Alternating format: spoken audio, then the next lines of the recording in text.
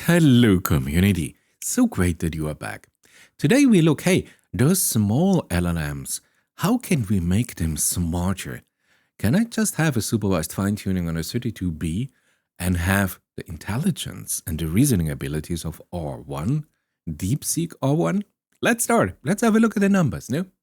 We have here Ada Polyglot, the coding leaderboard here, and you see O3 high is now number one, close to 80%. Isn't this beautiful?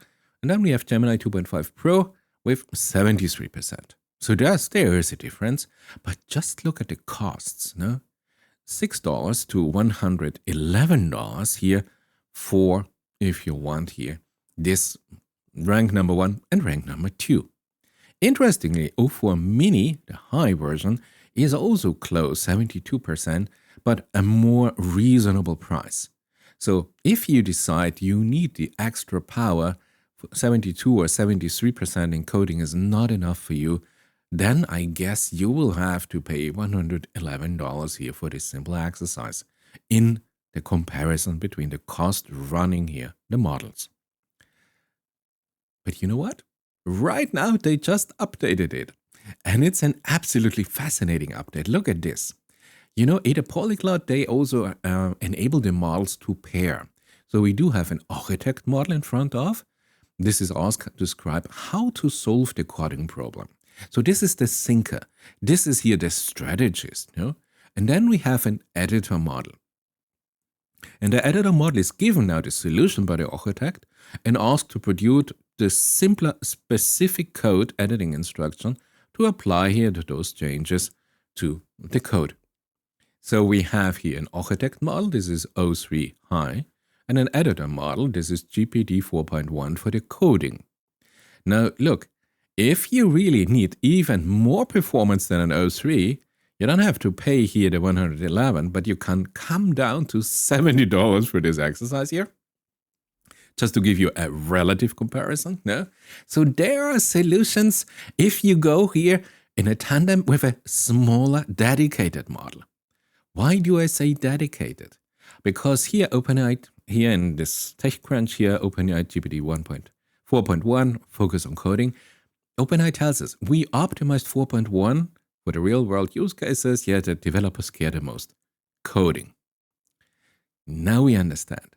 So if this is a, I hope, smaller, dedicated coding model, GPT 4.1, and we have O3 here, the reasoning strategic model, it's cheaper here. If you code, you get a better performance than O3. It's cheaper and better. So utilize this insight. There's only one little detail, you know, if you go there here, Polyglot codingly, you have here, if you open this up, you see here, the directory class is O3 mini high. So this is now an open question. So is this now the main O3 or is it the O3 mini high? But here again in the model, we have the O3 high. So I can't tell you if they use the O3 mini or the O3 mini high. Maybe OpenAI should optimize here its wording of its model. But anyway, it uses then GPT 4.1 for the coding exercise. Now, this is interesting because you know what? Yeah, let's have a look here at O3 just to show you here. Here we have O3 high and not O3 mini high. So this is now an interesting combination. But where is GPT 4.1 in the coding leaderboard? Where is our beautiful GPT 4.1? Below DeepSeek version 3. Here we have Grok, Optimus Alpha, here it is. We even have it here, GPT 4.1. So we do have a performance of 52%, and it costs us about $10. So just to make sure, GPT 4.1, beautiful model, GPT 4.1, beautiful. So how is it possible, I ask you, that here with GPT 4.1 as decoded, it has a performance that is absolutely comparable to Claude 3.5 Sonnet to achieve in a combination with O3 mini high or just O3 high, such a benchmark. So this combination of different LLM with highly specialized tasks is simply a winning formula. Now you might ask, hey, what is a smaller model? Is O3 mini high the smaller model, or is GPT 4.1 the smaller model? I can't tell you because OpenAI is closed. Coming back, of course, we have a simple question.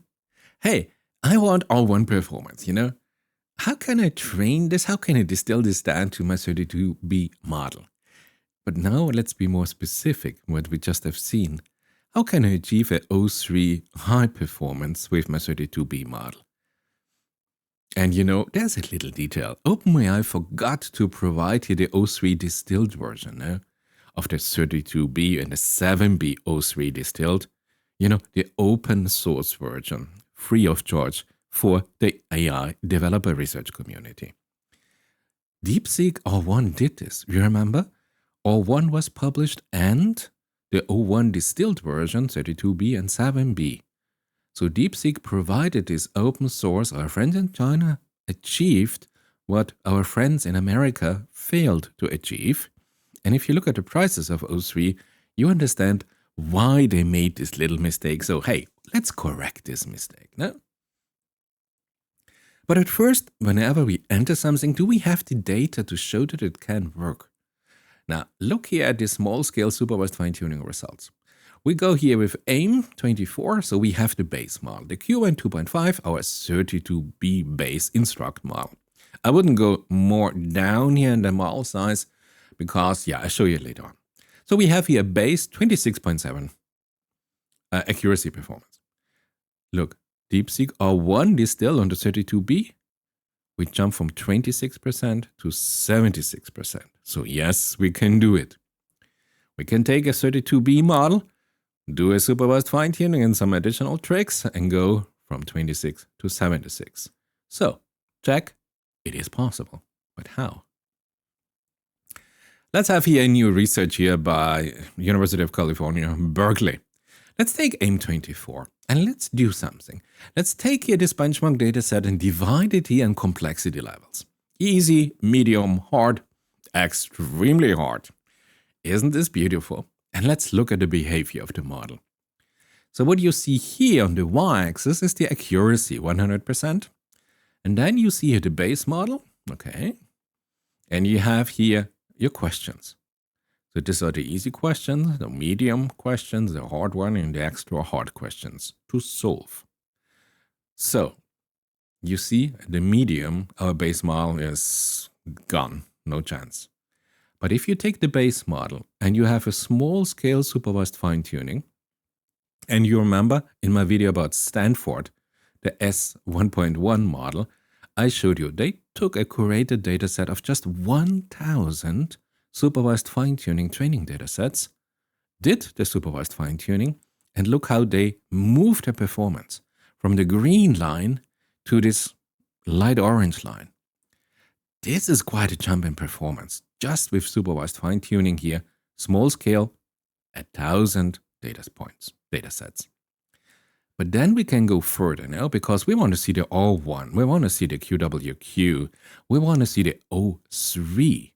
And look, they have the dark orange and they can solve the hard problems, but then they fail here. There's a cliff where even those models currently fail, and we will talk about why this is happening. I just have to tell you here for this, each model here attempts each question here of our AIM24 8 times, and then we have an average accuracy. So this is not just a one-time experiment, this is 8 times here all those questions asked, and you see a difference because R1 might get it right here the very first time. Here we have to go with 8 times the same identical question, and then we take the average. I want to show you here, if you see, how simple is it? No? This is AIM24 question 6. This is the question, and here we have now from the solution by DeepSeek R1. This is the reasoning trajectory of R1 telling us how to solve this particular problem.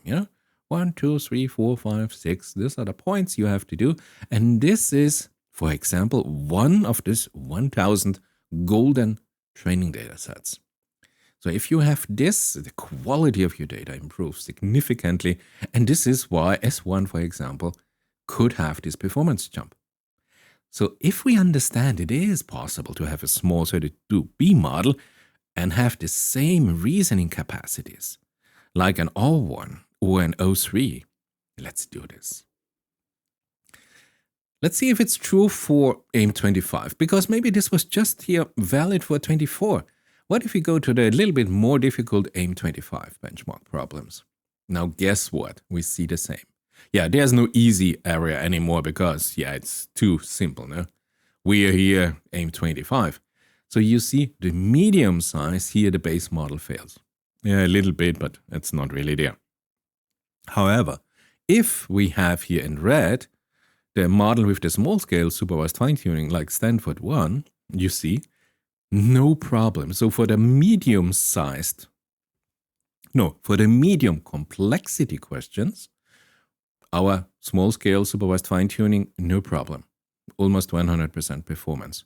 However, in the sector with the hard questions, oh, it goes down. It really goes down. And even the R1 then for the extremely hard questions to answer, you see, okay, it does well better in the hard question section, but extremely hard, it fails completely. So it's interesting, huh? But we learn, hey, if I have just medium level questions, medium level complexity task for my LLM to perform, in a company you say, hey, this is a simple task, no? Then the solution for you is easy. You just need to take a 32B, you've supervised fine-tune this on 1000 longer R1 style trajectories, reasoning trajectories, and you achieve close to 100% performance. So this works for medium, but it will not work for the next sector. So we have to find a solution for the next sector. Hard to solve. So when advancing now to the next sector, an R-like reasoning style alone is insufficient, even with supervised fine-tuning as long as you go. So the main obstacle here is an intrinsic instability in the deeper exploration and the computational demands. Have a look at this. This is a supervised fine-tuning dataset scaling. So now we scale the dataset size. And you know what? Look at this. Here on the y-axis, 0 to 100%, the more data sets we present here to learn, the better the performance improvement. Look, with 20,000 data samples, we are going here from whatever 16%, 50%, and if we go to 1 million dataset size for the supervised fine-tuning, we come up to 70% performance. 70% is already where the big bosses play. This is the R1, 71%. You know, I have a specific video on reinforcement learning, how R1 was able to achieve this. Really interesting. So we can, with supervised fine-tuning, come close to the performance of reinforcement learning. So this means, yes, it is possible, even for the hard level questions, but now we have a different methodology. Because we have here a logarithmic scaling pattern concerning now the supervised fine-tuning training data size for the fine-tuning. So if you only have hard level questions for your particular LLM, this is the solution for you. Just a lot of training data for the supervised fine-tuning. You know what's coming now? Spark. Spark of genius, and now we run into something that is beautiful. What no LLM summarization can give you, you see here in this chart. Imagine you have here Stanford, and you remember my video. And I told you they used a very specific curated dataset. They distilled down from a huge dataset size to the 1000 golden datasets. And you say this, they thought that this is the path to success. But it turns out, and this is what UC Berkeley did, no. If you take an uncurated dataset with varying categories, no, logic, calculus, geometry, algebra, combinatorial facts, it's not always identical the same, but it's about the same size like the energy and the effort we invested to create our curated dataset. So this is not a solution.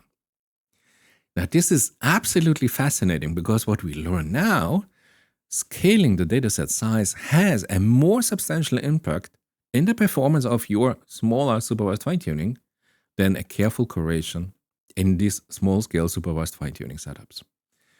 Now, let's be clear. You remember my video here on S1 Stanford? This insight we just found with UC Berkeley contradicts the insights from Stanford. Now try to explain this, my little AI summarization. Because for this you have to read this paper and the Berkeley paper. And you know what? You have to read the third paper. You remember this? When I showed you this here from February 2025? Less is more for reasoning. You remember what they told us here in blue? They said the completeness of the model-encoded knowledge foundation during pre-training is one of the key factors for the performance of the task. So pre-training, and it says, yes, of course, we know the data quality in the pre-training determines almost everything of the performance of an LLM. And then they tell us the effectiveness of the post-training examples, the cognitive templates, they utilize here its existing knowledge base to solve complex reasoning tasks. And now Berkeley argues, you know what? You can go with a good average quality performance, but you do not have to have a dedicated data set for your specific part. An uncurated data set is also working great. So when training now your 32B base model in a supervised fine-tuning fashion on these small scale set data sets for reasoning trajectories like 500 to 1000, this model can now surpass the reasoning performance of R1 in different benchmark tests. So yes, we can do it. We just have to know how to do it, and this is the course, this is what I want to show you in this video. How is this possible? Explain this to me. And UC Berkeley said, you know what? Sure, we have an overfit, no? We have an overfit of the model now to the test benchmark, given here the small training data. But will the system now struggle with generalization? So great, it can do all the benchmarks. Great, what a surprise, no? But what if I have an out of distribution? What if I have a general problem where the system should just deduct the main insights and then apply it out of distribution? Now the results are simple. The base model fine-tuned with our small-scale supervised fine-tuning, less than or about 1000 sets, can, at a similar level with other public models, generalize well across broader mathematical domains and even in out-of-distribution settings. So our little 32B is not overfitting to the test benchmark. It is able to generalize this lessons learned. Now it gets really interesting. And here's now an absolutely fascinating little graph here by UC Berkeley. And they show us, so we started here with the base model, no? The QN 2.5 32B. And this was easy, no? And then we just had a supervised fine-tuning with the R1 reasoning traces. 1000 was enough, so that suddenly we achieve here a higher level of complexity. Our AI can solve now this level. And they call this here the ladder of knowledge. So our Stanford S1 1.1 can now solve this. Now, the real R1 is another level. No? This is here the hard to solve question. Yeah? Those are the huge model. Those are the models that have tool use. And I think one of the miracles why O3 has such a nice performance is here really a perfect tool use capability that is inherent to this system. And you say, okay, so here we are. But you know, to go now the next step in the development of next generative AI, this is the big unknown. And we know we have to go the next step, no? And I don't care if it's human or superhuman, call it whatever you want. How do we achieve the next level of complexity where currently all models, R1 to O3 to O3 Pro to whatever you have, fail? But you might ask here from a theoretical point, what is this last missing element? What is the recipe that we need to apply? I showed you now here these 2 steps to apply this. And now, what is this? Do you have any ideas? Why not leave a comment? The ideas are quite a lot of, no? Geometric sense, out-of-the-box thinking. We know that it is not an infinite-length reasoning. But what is it? What would enable us humans to code an AI that will now really enable this AI to solve even the extra hard to solve questions? It is unknown. And I think this is absolutely fascinating. Yeah? Because, you see, Berkeley tells us those questions pose a fundamentally different challenge to the AI, characterized by their dependence on unconventional strategies. You don't have anymore a pattern-following strategy. You have now something that's completely different, and this is interesting. What are the limitations we see today? Why they fail? LLMs more or less perform according to fixed patterns, learned patterns, and then they have a little bit of an ability to combine those patterns, a combinatorial function. But when they solve geometry problems, they run into problems for this combinatorial inefficiency. And they find that the common learned solutions are not feasible. And then there is also really that the inside, our current transformer architecture might not be the solution for the next step. Maybe we have to develop a complete new architecture for the next generation AI systems. Because why? Currently we work here with autoregressive systems, GPT systems. And those systems, now we are at the limit of their performance. Because now those systems are limited by their one-dimensional sequential architecture to predict the next token. Now the complete theory of autoregressive AI system is at its maximum. This is it. And we understand this because this is a one-dimensional architecture that provides a one-dimensional solution. But if we go into geometric problems, if we want to solve real-world tasks that are not deductible, reducible to multiple one-dimensional problems, the systems fail. I think this will be here the insight that we need to understand in more details and come up with a new solution for a new AI architecture. So you see, I'm trying to give you here now some personal insights in my video, because I think if I just tell you the results of an arXiv publication, although it's brand new, you can ask any AI system right now, especially O3, to give you an even better didactic explanation of what's in there. So if I ask now myself, what is the added provided value to my viewer, I think I can go now with you together the next step of complexity, and I can give you now my opinion about this paper. I show you the limitation and I show you what this paper enables us, understanding now the results of this paper for, let's say, the development of the next AI generation.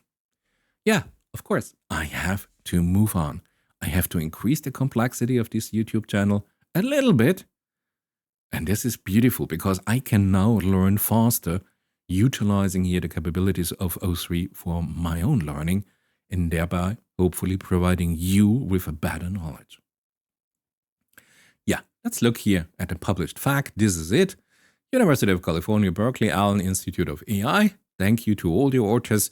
Title is Climbing the Ladder of Reasoning, What LLMs Can and Still Cannot Solve After the Supervised Fine-Tuning. And it is really amazing. You have here the complete evaluation data. You have all the assets. You have here the training code. Everything is available for you here. Unfortunately, only 8 stars. So people don't really understand what's happening here and why this is such a beautiful study here to understand here the further potential and the limitation of supervised fine-tuning here of smaller LLMs. Now, talking about smaller LLMs, there's something, yeah? Those smaller LLMs with the small-scale supervised fine-tuning, only 1,000, the golden data set, can now potentially solve as many questions in the same quality as DeepSeek R1. Now, the greatest challenge we face in building those 32B models is the instability that approaches. But let me be clear. I'm not talking, when I talk about users that use here some gaming GPUs at home in their local computer.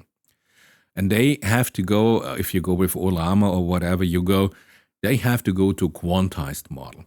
Maybe they have to go to distilled and quantized model. I'm not talking about these models, because they have a complete different set of problems attached with them, making them smaller and smaller so it fits on a 32B VRAM gigabyte. What I want is here, I talk about the full-fledged model, the real model, No quantization, no distillation, this is the real thing. And also my 32B, I want to have the performance before I even think about how to compress this LLM and maybe apply a level-specific optimization and quantization. So we are here not at all in quantized field. Great. Now we encounter higher level intelligence barriers with our AI. And I'm kind of fascinated. I kind of like this because you know what? UC Berkeley has one question at the end, and they tell us a model trained using here the supervised fine-tuning tend to adopt similar solution strategies as we saw on the failure of more complex geometric problems, raising now the fundamental questions about whether higher level reasoning capabilities of AI can be developed through supervised fine-tuning alone. This is now again, we are at the cliff. We are at the absolute limit what our little one-dimensional autoregressive AI system can do. I showed you it is not the golden data quality that is necessary. Sometimes our AI needs just more training data, high quality, but more, to be able to solve interdisciplinary, more complex questions, to go into and be able to solve this question in the hard-to-solve territory. So, what about the next step? I also believe that it is not that we can just supervise fine-tune our way into the next level. That would be too easy, no? That would be no fun in the AI development, in the AI reasoning community, no? We need a new paradigm. And it's real nice to think about this, and maybe I talk a little bit about my ideas in the next videos. Or maybe you leave a comment regarding this particular thing. Let's come to an end. I would like to end here with the original wording here by the people from UC Berkeley. And they tell us here in their conclusion, given sufficient attempts, you remember 8 times, the 32B model has comparable capacity to R1 in solving the same number of AIM24 questions. However, there remains a substantial gap, 20%, in the overall accuracy. And they analyzed this, and the primary obstacle for the small-scale supervised fine-tuning 32B model are in their instability in the deep exploration. The more they go, the more chain of thought steps they take. The more that there's an instability, means an error in the reasoning chain. Which seems clear, no? You have an error propagation. If you have a chain of arguments, and somewhere in the fourth chain, there's a mistake, this error will propagate to the rest of the chain.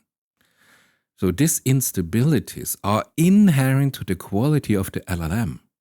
It is not that if you just build an agent or you have an MCP protocol or whatever, that this instability will go away. This is at the core of the architecture of the LLM. This is at the core of the agent. So we have to find solution over there. And yeah, one straightforward approach, as I showed you, incorporate more supervised fine-tuning data where the performance enhancements allow then for a logarithmic-like scaling trend to solve the hard problems. But the ultra-hard problems, they are still unsolved by today's AI. I hope you enjoyed this new setup of my videos here, but I feel I have to move on. I have to increase now a little bit the, let's call it the intellectual capacity. I have to provide more of my insights to give to you if you are interested in AI, to just not get you the summaries of the AI papers, because this is getting boring. But we need to think above. We need to think kind of outside of this box, compare multiple papers. In today's video, if you're a subscriber, you learned that there is a massive contradiction still between Stanford and UC Berkeley about, is this dedicated, curated dataset really the key to unlock new performance in smaller LLMs, or is it not?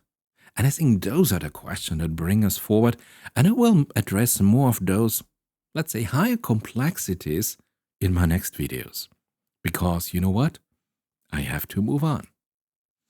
So if you like this kind of videos, why not subscribe, and I'll see you in my next one.